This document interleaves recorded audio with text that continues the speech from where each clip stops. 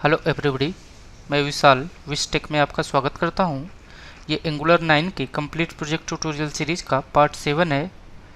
Friends, हम अपने पिछले कुछ पार्ट से क्या काम कर रहे थे वो एक बार मैं बता देता हूं, फिर हम कंटिन्यू करेंगे।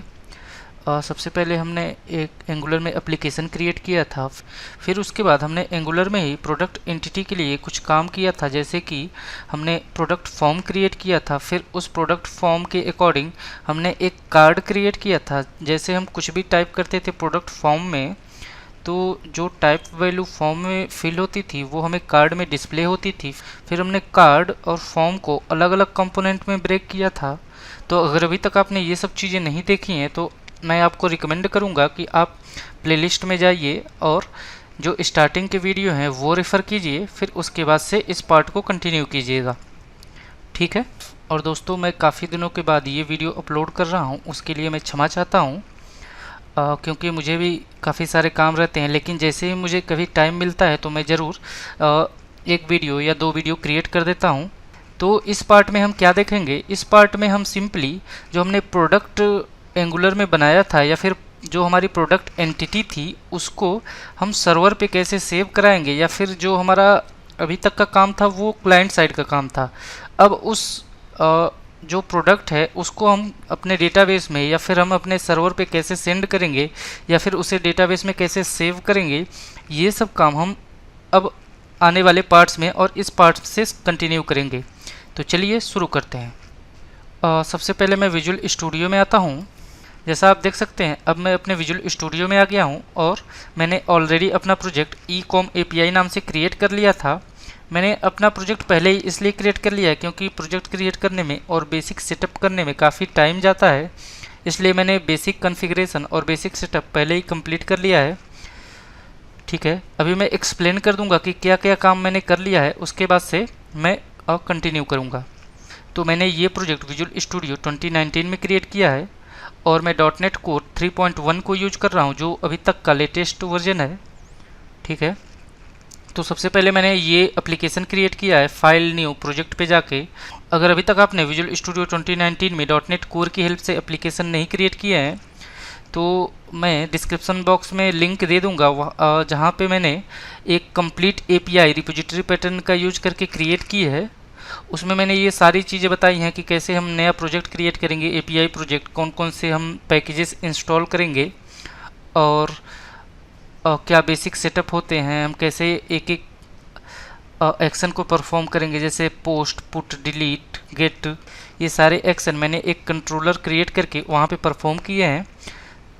तो उसका लिंक मैं डिस्क्रिप्शन बॉक्स में दे दूंगा, जहाँ से इजीली आप उन सब चीज़ों को सीख सकते हैं। तो चलिए प्रोजेक्ट के बारे में हम देखते हैं कि क्या क्या हमने अपने प्रोजेक्ट के बेसिक सेटअप में किया है। तो सबसे पहले हमने अपना प्रोजेक्ट क्रिएट किया है, फिर उसके बाद से हमने अपने प्रोजेक्ट में कुछ पैकेजेस इंस्टॉल किए हैं। तो सिंपली आपको पैकेजेस देखने के लिए कौन कौन से पैकेजेस इंस्टॉल करने हैं, सिंपली अपने प्रोजेक्ट पे राइट क्लिक कीजिए और इस फाइल को ओपन कीजिए, एडिट प्रोजेक्ट फाइल, ठीक है। जैसे मैं इस ऑप्शन को चूज करता हूँ तो सिंपली मेरे विजुअल स्टूडियो में मेरे एप्लीकेशन का नाम .csproj फाइल ओपन हो जाती है और यहाँ पे आप देख सकते हैं आइटम ग्रुप के अंदर मेरे सारे पैकेजेस मुझे डिस्प्ले हो रहे हैं। जब मैं ये ट्यूटोरियल कंप्लीट कर लूँगा तो इस पूरे प्रोजेक्ट का कोड मैं गिटहब पे डिप्लॉय कर दूँगा और उस रिपोजिटरी का लिंक मैं आपको डिस्क्रिप्शन बॉक्स में नीचे दे दूँगा, जहाँ से ईजिली आप ये सारा कोड एक्सेस कर सकते हैं, ठीक है। तो सबसे पहले हमने अपना प्रोजेक्ट क्रिएट किया, फिर उसके बाद से प्रोजेक्ट में पैकेजेस इंस्टॉल किए। इसके बाद हम आते हैं ऐप सेटिंग .json फाइल में और यहाँ पे कनेक्शन स्ट्रिंग सेक्शन के अंदर अगर आप देखेंगे तो आपको इस कनेक्शन स्ट्रिंग का जो नाम है वो डिफाइन है डेटाबेस कॉन्टेक्स्ट नाम से, और सर्वर में सिंपली हमने डॉट दिया है, जिसका मतलब होता है कि हम अपना डेटाबेस लोकल पे रख रहे हैं। डेटाबेस का नाम मैंने ई-कॉमर्स DB डिफाइन किया है, ट्रस्टेड कनेक्शन मैंने ट्रू कर दिया है, बस हमारी कनेक्शन स्ट्रिंग क्रिएट हो गई, ठीक है। इसके बाद हम आते हैं startup.cs के अंदर मैंने कुछ बेसिक कॉन्फ़िगरेशन कर ली हैं। ये बेसिक कॉन्फ़िगरेशन केवल आपको एक टाइम परफॉर्म करनी होती हैं। तो मैं फिर से वही चीज़ कहूँगा कि अगर जो मैंने startup.cs के अंदर जो कोड लिखा है उसका आइडिया नहीं है तो जो मैं डिस्क्रिप्शन बॉक्स में लिंक दूंगा, सिंपली आप उस ट्यूटोरियल को रेफ़र कीजिएगा। वहाँ पे मैंने ये सारी चीज़ें एक्सप्लेन की हैं काफ़ी अच्छे से, तो वहाँ पे ये चीज़ें आपको समझ में आ जाएंगी। ठीक है, तो पहला काम हो गया, हमने पैकेजेस इंस्टॉल किए CS प्रोज फाइल के अंदर। दूसरा काम हो गया, हमने ऐप सेटिंग के अंदर जाके अपनी कनेक्शन स्ट्रिंग को डिफाइन किया। तीसरा काम हो गया, हमने कुछ बेसिक सेटअप किए startup.cs के अंदर। अब इसके बाद हमने अगला काम क्या किया है, हमने ये काम किया है सिंपली हमने एक क्लास ऐड की है जिसका नाम है database context. Database context class जो होती है वो इनहेरिट होती है DB कॉन्टेक्स्ट क्लास से। सेम मैंने उसको इनहेरिट कराया है। फिर मैंने इस क्लास के कंस्ट्रक्टर में और DB कॉन्टेक्स्ट ऑप्शन को पास किया है और यहाँ पे DB सेट में एक क्लास को रजिस्टर किया हुआ है। ठीक है, अब एक बार मैं इस चीज़ को बता देता हूँ कि ये पूरी क्लास क्या करती है। बेसिकली जब हम कोड फर्स्ट अप्रोच का यूज करते हैं या फिर जब हम डेटाबेस फर्स्ट का भी यूज करते हैं तो ये क्लास बहुत इंपॉर्टेंट हो जाती है एंटिटी फ्रेमवर्क में। ठीक है, ये क्लास आपकी API और डेटाबेस के बीच में एक इंटरफेस प्रोवाइड करती है या प्लेटफॉर्म प्रोवाइड करती है, जहाँ पे आप अपने क्लास से टेबल को कम्युनिकेट करा सकते हैं या फिर अपने टेबल से क्लास को कम्युनिकेट करा सकते हैं। फिलहाल हम कोड फर्स्ट अप्रोच का यूज कर रहे हैं, तो कोड फर्स्ट अप्रोच में सभी को पता होगा ये होता है कि हम पहले क्लास क्रिएट करते हैं, फिर उसके बाद हम डेटाबेस में टेबल क्रिएट करते हैं। तो सेम वही काम हम यहाँ पे करेंगे। ठीक है, तो जितने भी क्लासेस होंगी जिसके बेस पे आपको डेटाबेस में टेबल क्रिएट करना है वो सिंपली आप यहाँ पे रजिस्टर करेंगे और उस क्लास का जो टाइप होगा वो होगा DB सेट। तो सबसे पहली क्लास मैंने यहाँ पे रजिस्टर की है वो है कैटेगरी की।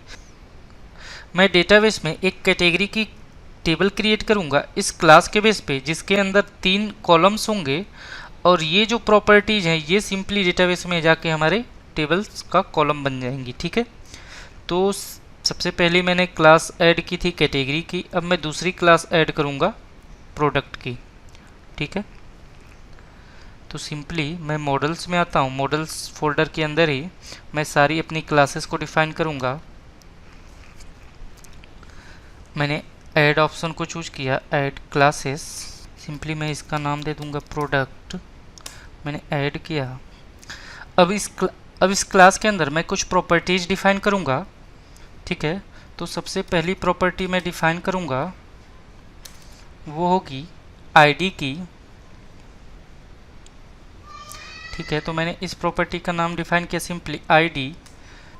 फिर मैं अगली प्रॉपर्टी जो डिफाइन करूँगा उसका जो टाइप होगा वो स्ट्रिंग होगा और उस प्रॉपर्टी का नाम होगा product name.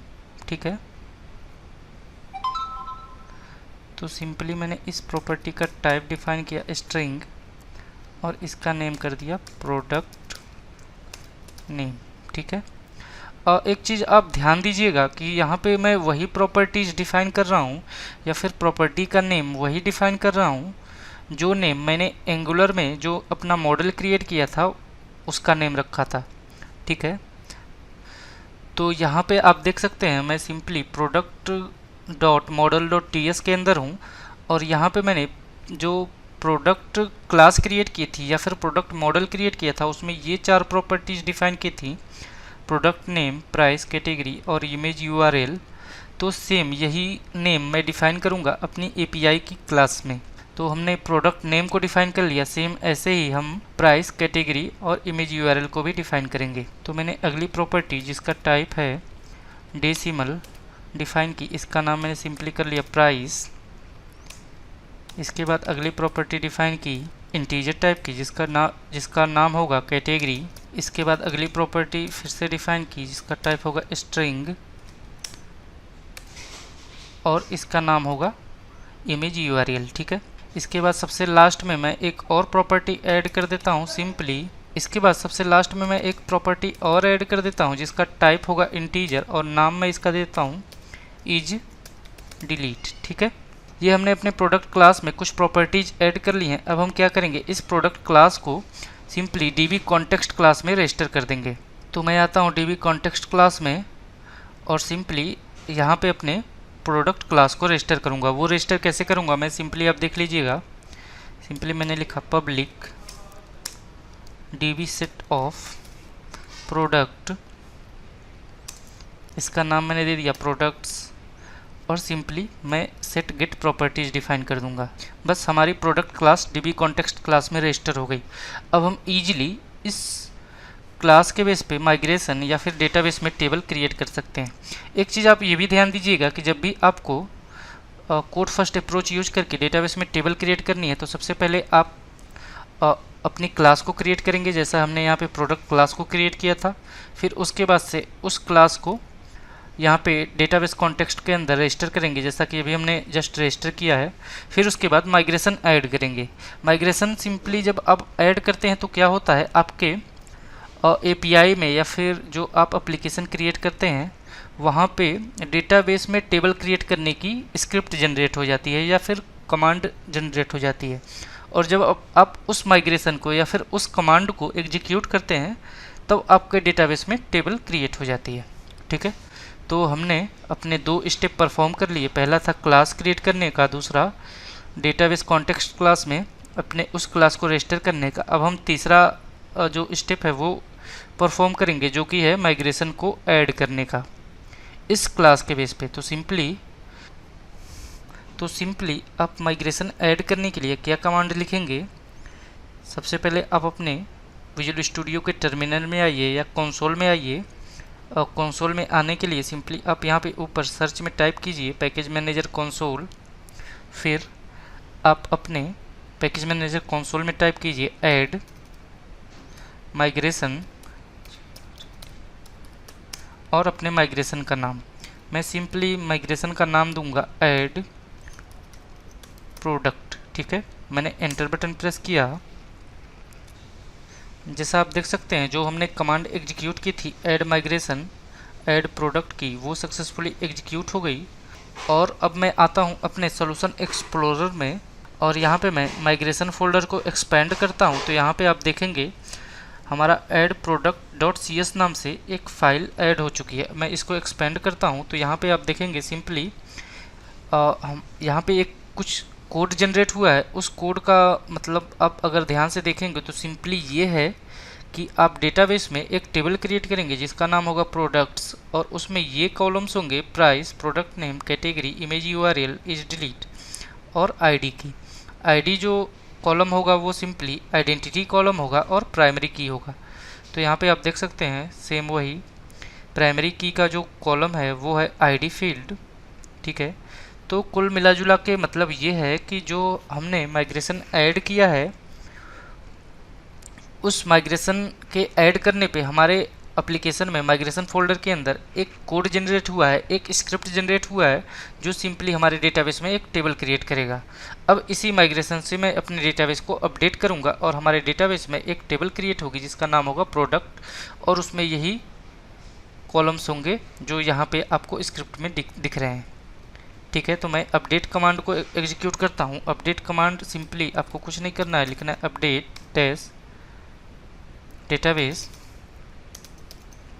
Enter button press कीजिए। जैसा आप देख सकते हैं हमारी जो अपडेट कमांड थी वो भी सक्सेसफुली एग्जीक्यूट हो गई है। अब हम आते हैं अपने डेटाबेस में और देखते हैं कि जो हमने क्लास क्रिएट की थी उसके बेस पे टेबल क्रिएट हुई कि नहीं। तो मैं SQL सर्वर में आता हूँ और यहाँ पे मैंने ई-कॉमर्स DB के अंदर और टेबल सेक्शन को एक्सपेंड किया हुआ। तो यहाँ पे आप देखेंगे हमारी टेबल सेक्शन के अंदर 3 टेबल्स हैं। पहली जो है EF माइग्रेशन हिस्ट्री की है। तो इस टेबल का मतलब सिंपली जो हम माइग्रेशन ऐड करते हैं उसी की हिस्ट्री मेंटेन होती है। और फिर उसके बाद अगली जो टेबल है वो कैटेगरीज की है जो हमने दूसरी क्लास अपनी DB कॉन्टेक्स्ट में रजिस्टर की थी। और यहाँ पे अगर आप देखेंगे तो आपको प्रोडक्ट क्लास डिस्प्ले होगी। और मैं अगर कॉलम को एक्सपेंड करूँ तो इसमें सेम वही कॉलम्स हैं जो हमने अपनी API क्लास में डिफ़ाइन की थी। तो ये हमने सक्सेसफुली अपने किसी पर्टिकुलर मॉडल को ऐड किया, उसके बेस पे माइग्रेशन जनरेट किया और डेटाबेस में टेबल क्रिएट किया।